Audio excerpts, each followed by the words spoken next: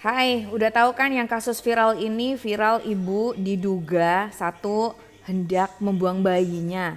Kemudian yang lainnya dituliskan juga percobaan bunuh diri. Whatever itu, ya kalau misal kita ngeliatin videonya sudah kelihatan banget muka dan tatapan si ibunya tuh bagaimana. Kalau menurut aku pribadi itu tatapannya sudah kosong, sudah hampir nggak memperdulikan. Walaupun ya si mas-mas ini tuh udah ngegoncang-goncang gitu ya. Dan parahnya lagi adalah menurut aku nih ibu-ibu yang baju merah yang di dekatnya dia mengatakan sesuatu. Yuk kita simak. Nah, ucapannya di sini adalah yang penumpang berbaju merah bilang, "Dosa Bu, percuma pakai jilbab." Ya Allahu Akbar. Nih, jangankan ibu yang gak stres atau memiliki mental illness ya, kondisi mental yang berat. Saya aja yang dalam kondisi stabil dibilang kayak gitu nih. Berani dia ngomong di depan mata gue. Gue tuntut lo ya sampai ke pengadilan. Pengadilan akhirat maksudnya. Dan hal yang membagongkan lagi adalah disuruh membuat pernyataan untuk tidak mengulangi lagi. Ini sih duluar nurul ya. Ya Allah, udah gak habis pikir. Ini maksudnya disuruh pernyataan tuh bagaimana gitu. It's better kita lebih pasrahkan. Kayaknya sih udah di referral ya kalau nggak salah ada ke yayasan pulih gitu ya. Semoga itu dulu deh gitu.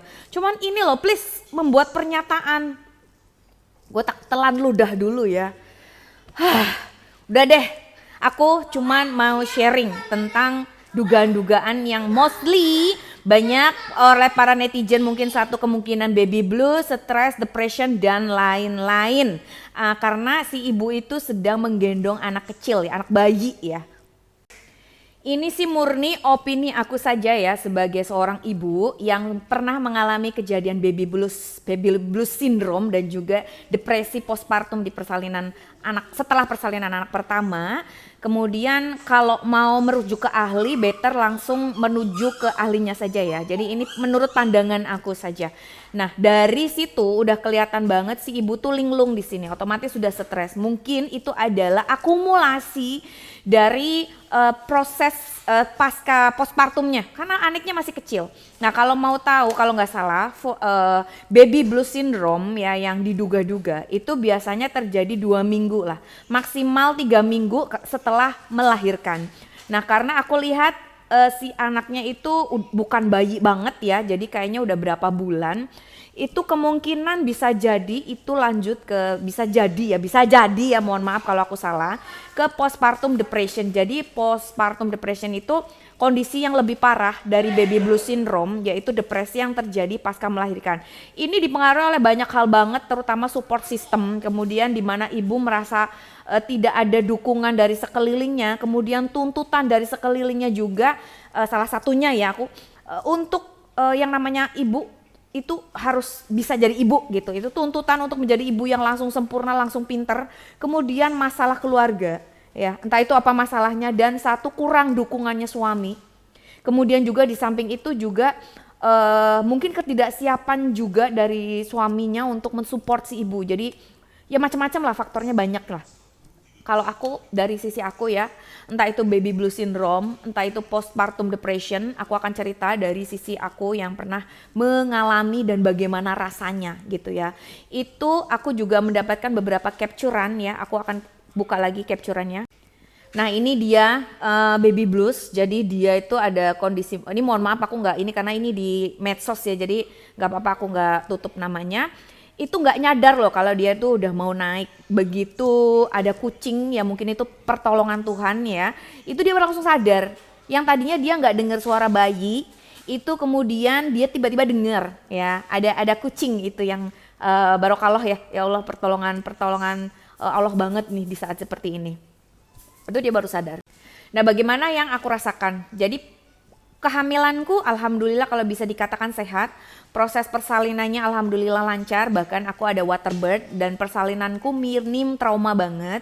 Akan tetapi yang namanya baby blues itu tidak pandang bulu ya. Mau kamu backgroundnya apa ya, mau kamu backgroundnya kesehatan kah, atau mau kamu backgroundnya secara mohon maaf secara spiritualnya itu baik gitu ya, baby blues itu tidak memandang siapa kamu. Karena itu kondisi perubahan status ya, dan kekagetan ya, kalau bisa status dari bukan ibu menjadi ibu, dari nggak ada bayi menjadi bayi, kemudian perubahan jam tidur kurang, bingung mau ngapa-ngapain dan lain-lain. Jadi kekagetan ini yang kadang-kadang walaupun kadang kita sudah siap gitu, tetap fakta di lapangan berkata lain. Belum lagi mulut-mulut tetangga, mulut-mulut mungkin yang terdekat, ibu sendiri atau mertua atau saudara yang toksik banget ya, yang suka menakut-nakuti atau tukang ngejejelin mitos. Itu nyebelin banget, itu menambah tingkat keparahannya. Kalau aku begitu kondisinya semua stabil, bayiku stabil, oke aman. Nah begitu pulang dari klinik ke rumah, itu kaget kayak semacam-macam itu kayak kaget. Nah bayiku nangis. Tapi kok seolah-olah aku itu marah ke semuanya. Ini nangis kok gak ada yang nolongin gitu. Ya dimaklumin aja orang tua baru ya. Gak cuman aku, suamiku juga mungkin bingung ya mau ngadepin gitu kan. Karena cukup dulu belum ada kelas-kelas kayak newborn care kayak gitu tuh belum ada. Tahun 2011, 2012 belum ada kelas-kelas kayak sekarang. Semuanya bingung ya. Aku sebetulnya juga backgroundnya dari Fakultas Kesehatan Masyarakat juga banyak kuliah tentang itu. Tetapi praktek di lapangan dan langsung real ngadepin bayi. Ini makhluk hidup gitu ya. Yang bayi bentuknya itu bener-bener bingung. Oke. Nah di saat itu untungnya sih memang aku di tempat orang tua gitu ya. Jadi ada yang sedikit ngebantuin. Anakku nangis, dinenenin, payudaraku keras banget kayak batu itu karena saluran asinya mampet. Di situ aku merasa marah, ini kok bayi marah, ini bayi kok nangis, kok nggak ada yang ngebantuin.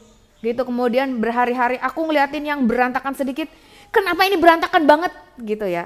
Kemudian in the next day aku ngerasa bahwa aku kok sendirian ngurusinnya, padahal banyak orang yang ngebantuin loh. Tapi rasanya aku menghadapi semuanya sendirian. Di samping itu yang paling parah adalah aku mati rasa. Mati rasa itu aku seolah-olah benang merah antara aku sama bayiku sendiri tuh putus. Jadi bayi itu seolah-olah buat aku tuh orang lain, orang yang gak ada hubungan darah sama sekali. Jadi kayak orang lain aja, dia nangis, tapi karena itu dia bayi gitu ya, itu anak, aku tahu itu anakku, tapi rasa di dada tuh kayak gak ada chemistry sama sekali. Dia nangis ya aku susuin, tapi udah segitu aja. Itu kurang lebih berlangsung sampai 1 bulanan lah gitu. Rasanya tuh kayak ya ada bayi itu di anakku, tapi aku nggak tahu itu nggak ada rasa gitu ibaratnya lah. Nggak ada rasa cinta. Orang kan cinta-cintanya jatuh cinta, fall in love. Begitu aku nyampe ke rumah 2-3 hari setelah aku melahirkan, itu tiba-tiba rasa cinta itu hilang sama bayiku, hilang, bingung gue. Juga waktu itu aku juga ingat kenapa ya aku kayak gini gitu kan. Padahal ada orang yang membantu. Nah, itu kemudian membaik karena apa?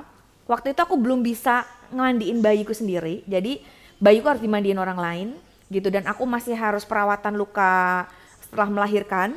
Nah, mulai ada timbul chemistry, percikan cinta ke anakku sendiri adalah ketika pertama kali aku memandikan bayiku. Itu langsung gitu, langsung muncul lagi. Nah, timbul postpartum depression itu ketika aku ya dipilihkan untuk meninggalkan tempat yang aku pilih, yaitu orang tuaku ya. Aku harus ke tempat bukan orang lain, ke tempat suamiku sekarang, karena kan sebelumnya kita LDR. Penting banget untuk ibu bisa memilih di mana dia ingin tinggal dan ingin dibantu sama siapa ketika melahirkan. Kalau aku pribadi, aku lebih nyaman tinggal bersama ibuku ketika pasca melahirkan sampai aku siap kembali, dan ini tidak terfasilitasi. Aku stres banget karena di tempat yang baru setelah melahirkan, bukan di tempat orang tua aku nih, aku nggak ada yang ngebantuin dan nggak ada support system yang maksimal. Karena suamiku kerja, otomatis aku sendirian dong, dan ibu nggak boleh sendirian kalau bisa. Paling tidak ada teman, tetangga yang menemani, dan paling tidak ya buat berbagi cerita. Itu ceritaku.